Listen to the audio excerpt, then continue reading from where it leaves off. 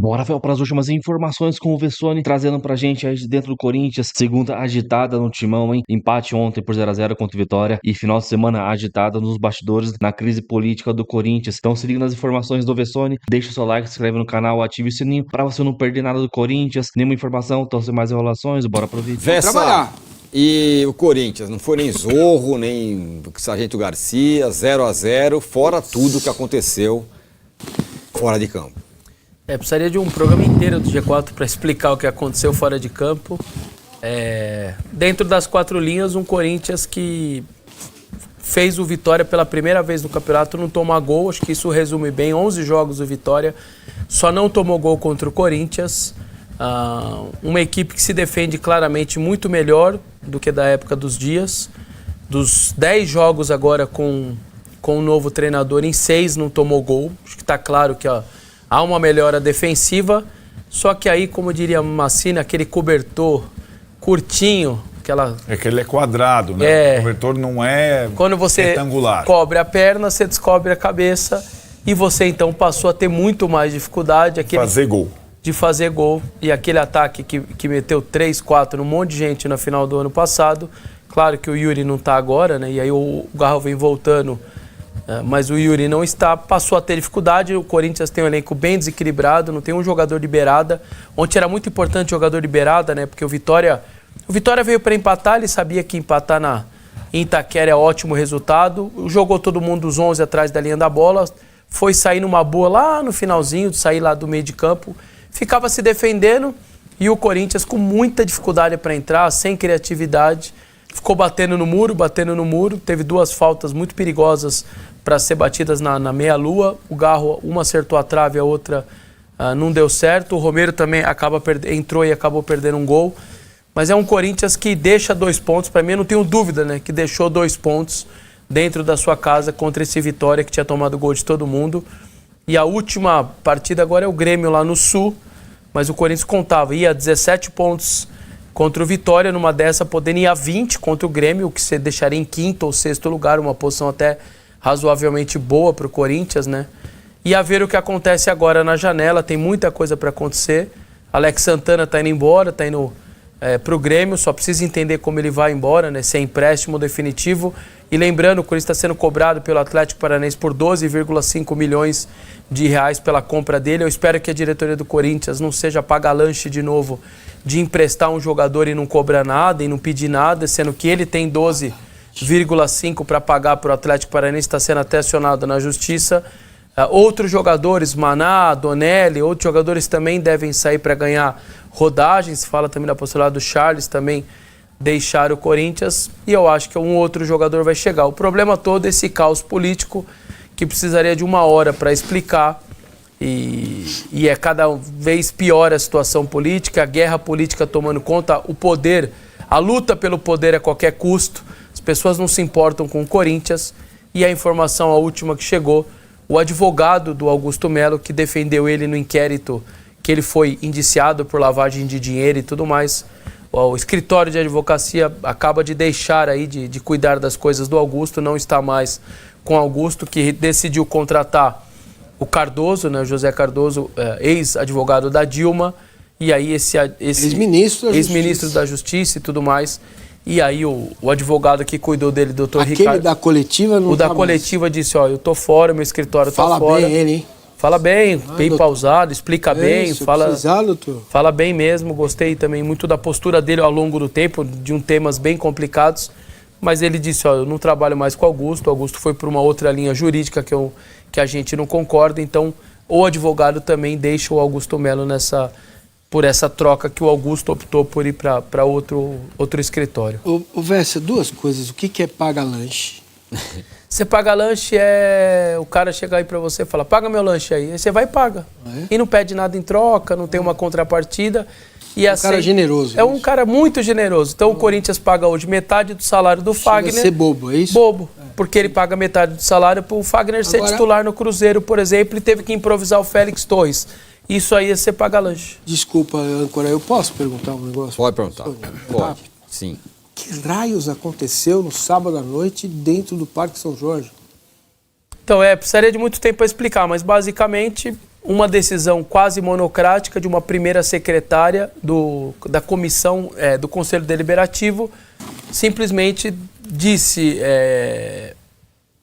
tudo que eu estou retirando aqui o Romeu Tuma da presidência, como o vice está afastado por licença médica, eu sou a primeira secretária,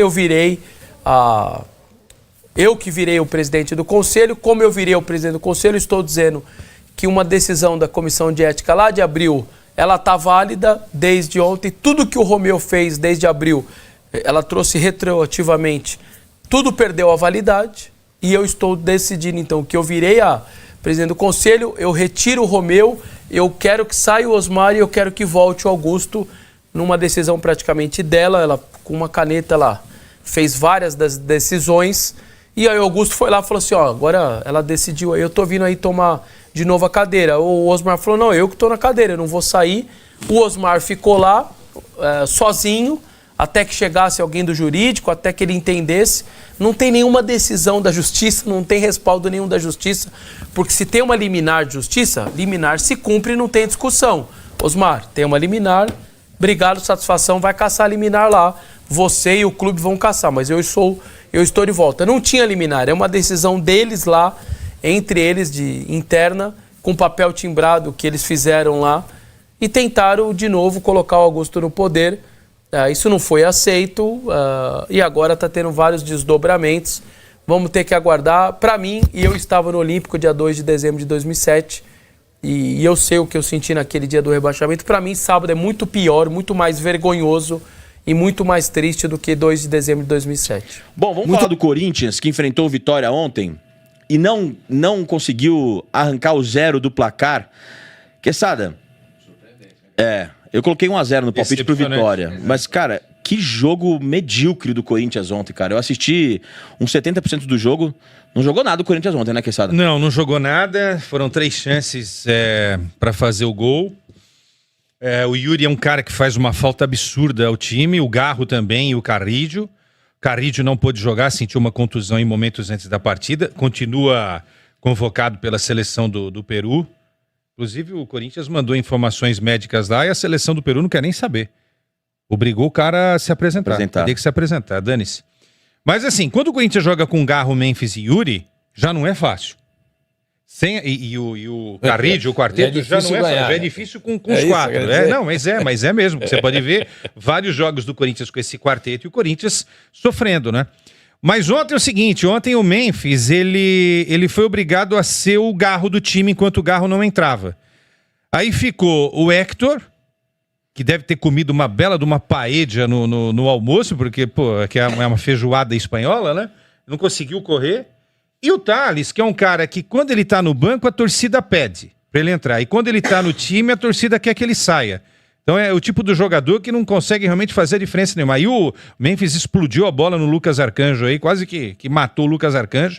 Mas assim, ontem o Memphis, ele ficou longe da área e na pele de armador, de organizador do jogo, ele também não conseguiu fazer absolutamente nada. E aí o trio do meio campo também não funcionou, né? Ranieri, que saiu machucado para a entrada do Martínez ainda no primeiro tempo, Maicon e Bidon. E aí Félix Torres, Ramalho, Kaká, enfim, né? O Félix Torres não, né? O Mateuzinho, Bidu, são jogadores que são laterais que não criam absolutamente nada. O Mateuzinho, cara, ele vai à linha de fundo, ele não consegue fazer um cruzamento certo nunca, cara. Vamos ver se ele me desmente aí. Esse daí é o Martínez, né? Esse é o Martínez. Vai, Martínez. Nossa, fio de gol. Que Meu Deus, e o gramado é um tapete, hein? Pois é. Olha a qualidade dos caras. Olha o cruzamento. Nossa, então é isso. O time é bem mediano, né, gente? Vamos ser sinceros. É bem mediano. Bem mediano. Não dá pra gente... A gente força, às vezes, uma barra por causa do tamanho da torcida. Olha o gol que o Thales perde, cara. Não pode, né? Um jogador profissional não pode perder um gol desse, né? Então a gente força muito uma barra de um time que é mediano. Que quando se esforça, consegue bater um Palmeiras na final do Campeonato Paulista. Mas isso é muito pouco. Time para meio de tabela. Com sorte, pega uma vaga na Sul-Americana para fazer feio novamente na temporada de 2026. A se destacar a partida do Hugo Souza, que estava sendo assistido por Carlo Ancelotti, né? Eu também não sei por que ele tá dando risada. É sério? Você tá rindo, senhor Mania? Vai se classificar para uma competição sul-americana e vai fazer feio de novo. Aí desiste. Não, mas é uma vergonha, cara. É uma falta de cobrança absurda. É bola na trave aí do Garro. Garro também é um azarado, né, velho? Ô, Maurício, eu falei aqui, eu fui rechaçado pelos meus colegas, que o Dorival Júnior já tem que ser cobrado. Também acho. Então, eu acho que assim, depois de uma eliminação vergonhosa pro time reserva do Huracan, na primeira fase sul-americana, você joga o seguinte, em casa contra o Vitória, que tá na zona de rebaixamento, e joga essa bolinha, não merece ouvir umas críticas já, o Dorival? Eu acho que a cobrança já deve ser feita. Entendo, assim como o Quesada, que o elenco, de maneira geral, é mediano, sim, que do meio pra frente você tem algumas peças ali que podem até resolver um jogo ou outro. É o caso do Memphis, é o caso do Yuri, que precisa voltar o quanto antes, o Garro, que ainda tá se readequando a essa forma física, mas é um time muito, muito, muito limitado do meio para trás. Mas a função do treinador é essa, ele precisa entender. Ele aceitou o convite para treinar o Corinthians, então ele sabia dessa realidade, ele sabe da realidade financeira, que talvez nessa janela que já inclusive abriu ontem, né, dia 1º de junho, o Corinthians talvez não consiga trazer grandes jogadores pela situação financeira do clube, então ele estava ciente dessa realidade, topou o trabalho. Coleciona uma eliminação precoce na Copa Sul-Americana, quase uma classificação culposa, né, contando ali com os outros resultados, e um time de meio de tabela agora nesse momento no Campeonato Brasileiro. Eu acho que ele precisa sim começar a ser questionado. E aí, acho que vem muito do que todo mundo esperava também do Dorival, né? Eu acho que fica uma imagem recente dos títulos conquistados com o Flamengo e com o São Paulo, a passagem terrível pela seleção brasileira, mas é um técnico que sempre fez muito do arroz e do feijão, né? E nunca apresentou nada completamente diferente a ponto de transformar uma equipe de futebol. Acho que fica um pouco dessa expectativa que também foi criada em cima do Dorival, mas precisa sim ser cobrada. Olha lá, Maurício. Do Martínez mais uma vez. Não, sinceramente, eu não admito que um jogador profissional que joga na primeira linha de um futebol como o brasileiro faça um cruzamento desse nível. Sério, cara. Isso daí sabe o que é? Um tapa na cara da base. Porque se eu sou da base, eu teria vergonha de não criar um jogador que saiba pelo menos fazer um cruzamento, entendeu? E olha que no Sub-23 do Corinthians lá tem uma pilha de jogadores, então, né? E aí, me explica. Aí, Quesada, ó, o Anderson, tá mandando uma pergunta pra você, velho. Fala aí, Quesada, trabalho ruim desse Dorival. Hector Hernandes de ponta, Maicon primeiro volante, olha, quanta invenção, trabalho pífio desse técnico. Anderson, realmente ontem não foi legal, né? Não foi legal. Mas só ontem? Então. Vamos falar de ontem, né? Mas assim... Não. Ele quer que você fale mais, pô. Tá o trabalho, ele é... Fala que o trabalho dele é pífio. O trabalho em 10 jogos, eu falei que eu sempre espero os 10 jogos pra gente analisar. São 5 vitórias, o time tá vivo aí na Copa do Brasil, não é? Foi eliminado da Copa Sul-Americana. Perdeu pro time reserva do Huracan. Não é culpa do Dorival porque começou mal. Mas ele teve a chance, né, de pelo menos empatar com o Huracan. O Huracan reserva e poderia ter se classificado para a próxima fase. Exatamente. E no Campeonato Brasileiro realmente não dá para admitir um empate contra a equipe do Vitória. Para falar a verdade, não dá para admitir perder ponto para ninguém em casa. Né, com aquele mantra que a Itaquera já era, o Corinthians pode perder os 19 jogos fora de casa, mas dentro de casa ele tem que... E já deixou 5 pontos, inclusive, nesse campeonato em casa, né? Na derrota pro Fluminense e esses 2 pontos de ontem. Hoje o Corinthians teria 20 pontos no campeonato se não tivesse desperdiçado... Agora, qual é o tamanho do prejuízo sem o Yuri? O Yuri ele faz uma diferença muito grande. Eu fico olhando as chances perdidas aí. Se ele tá nesse jogo, o Corinthians ganha o jogo. O Yuri também perde algumas chances, sim, né? Ou muitas. Mas ele faz também, né? O duro é que com ele os caras só perdem, né? Não conseguem fazer. A gente tem os números do jogo. O Corinthians teve muita posse de bola, 71-29 contra o Vitória, que era de se esperar. Já ganhou o troféu, já garantiu o troféu aí. Posse de bola, né? Ganhou. O troféu Fernando Diniz, né? Que chama. Isso. De chances claras, o Corinthians teve 4, o Vitória teve 1. Eu discordo um pouco, acho que o Vitória teve mais do que uma chance clara. O Souza fez 2 boas defesas, inclusive. O Vitória que estava sem o Mateuzinho, que é o melhor jogador do time. Então, o Corinthians ainda pegou um Vitória mais enfraquecido. Chutes a gol, 13-6. Boas defesas do goleiro, 2 do Hugo e 3 do Lucas Arcanjo. Enfim, foi um jogo assim, embora os números pareçam que o Corinthians dominou o jogo, foi um jogo assim, das propostas, o Vitória soube se defender, soube sofrer e levou perigo pro gol do Corinthians. E, Sormani, finalização foi igual. Finalização foi igual. A única diferença é que ficou com amor pelo balão, que não resolve nada. Amor pelo balão. Leva a bola pra casa e perde 2 pontos em casa, entendeu? E eu acho que, Sormani, queria te ouvir. O Dorival nunca foi um técnico de primeira prateleira. Nunca foi. Ele tem mais de 20 anos de carreira. Ele nunca foi um técnico top do Brasil. Circunstancialmente, ele conquistou 2 títulos enormes pelo São Paulo. 3, né? Pelo Flamengo e pelo São Paulo, ele conquistou 3 títulos enormes. Mas acho que isso deu uma turbinada na percepção geral dele. A atuação dele na seleção brasileira, a passagem dele foi medíocre. Você não acha que o Corinthians acabou pegando o gato por lebre nesse sentido assim? O Dorival talvez não seja aquele técnico incontestável que o Corinthians estava procurando? Então, eu gosto muito do Dorival como pessoa e acho que o trabalho que ele fez na montagem daquele elenco do Santos, tá, quando começou o Neymar e o Ganso, aquele time do Santos era um encanto, gente. Era encantador. Era 9-0 na Viraienses, 8-2 do Guarani. Tinha jogos que o Santos jogava e ganhava bonito, entendeu? E me dava prazer de ver aqui, mas aquilo ficou, né? Não apareceu mais um grande trabalho dele desse jeito, de grande porte, como foi feito aquele lá. Uma pena, porque nós temos carência de treinador. E o Dorival poderia ser esse técnico, tanto que quando ele foi chamado para trabalhar na seleção, eu não achei nada de errado, entendeu? Nada de errado. Naquele momento ele era o cara. Pô, campeão da Libertadores, campeão da Copa do Brasil, já tinha vencido uma Copa do Brasil com o São Paulo. Resultados expressivos, entendeu? Resultados expressivos. Ele fez por merecer o chamamento. Mas, de fato, eu concordo com você, Luca. Ele não fez nada de diferente.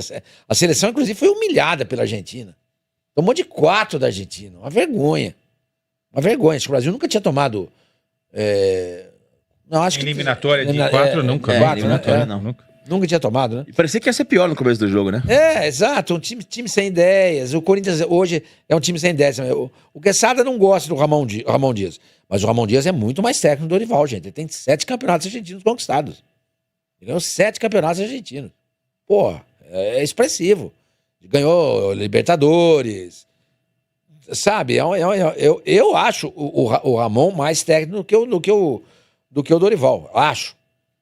É aquilo que você falou, tirou o Ramon, aí você vai esperar contratar quem? O Dorival foi uma boa? Foi, porque era um cara que tinha acabado de sair da seleção brasileira. Você tem razão, foram 2 defesas do Hugo espetaculares. Então. Não é uma chance só. E o Baralha chutou uma bola que passou assim da trave também. Exatamente. O Ancelotti gostou, hein? O Ancelotti estava lá vendo. Belíssima partida do Hugo. Ô, Quesada, mas no sábado aconteceu um episódio lamentável. A gente tá falando do time, mas o clube do Corinthians está fervilhando, né? Tentativa de golpe. Explica um pouco do que aconteceu sábado. Se é que dá pra explicar. Bom, vamos sintetizar, não é? O ex-presidente Augusto Melo foi impedido de seguir no cargo depois da votação da última segunda-feira e assumiu de forma interina o Osmar Stabile, tá? Essa foi uma decisão do Conselho comandado por Romeu Tuma Júnior. Há confirmação agora de que no dia 9 de agosto a Assembleia de Sócios será convocada para ratificar ou não a decisão do impedimento do Augusto. Se ela entender que sim, ele deve ser impedido, acabou a era Augusto Melo no Corinthians. Se a decisão for contrária, ele será reconduzido ao cargo de presidente. Isso a gente não sabe o que vai acontecer, só no dia 9 de agosto tem muita coisa para rolar até lá, né? Tem muitos presentes, né, que serão dados de um lado e do outro para não perder essa boquinha. O que aconteceu é o seguinte, uma informação que não foi oficializada ainda e que está sendo desmentida por muita gente dentro do clube, de que o Romeu Tuma Júnior foi afastado do cargo de presidente do Conselho do Corinthians, tá? Algo que o Tuma nega e que muitas pessoas que estão ali, né, muitos conselheiros também negam. Baseada nessa informação de que o Romeu Tuma está afastado, ou deveria estar afastado, a Maria Ângela Ocampo, que é a primeira secretária do Conselho, tomou a decisão de desconsiderar todas as decisões tomadas pelo Conselho, então comandado pelo supostamente afastado Romeu Tuma Júnior.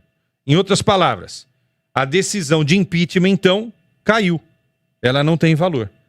Aí o Augusto colocou isso na cabeça, chamou os comparsas, chutou a porta, invadiu o clube, invadiu a sala de presidente e agora vocês me desculpem. O time de vocês o time de todos vocês é muito pequeno. Não existe nada igual ao Corinthians.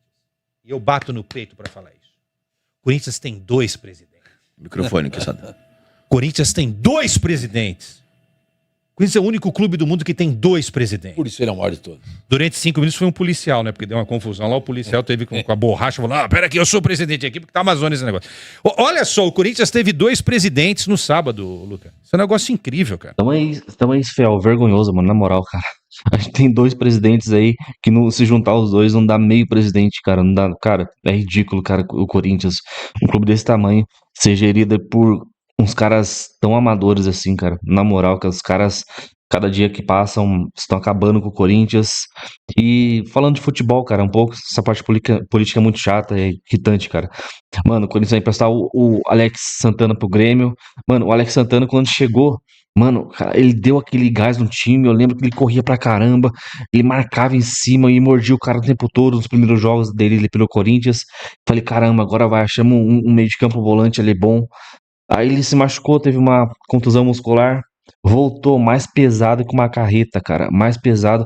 E de lá pra cá, sempre pesado, nunca... No começo a gente achou, não, tá voltando de lesão, tá recuperando a forma física. De lá pra cá, nunca mais voltou. Ser aquele jogador que quando chegou no Corinthians, ele que é corintiano, né?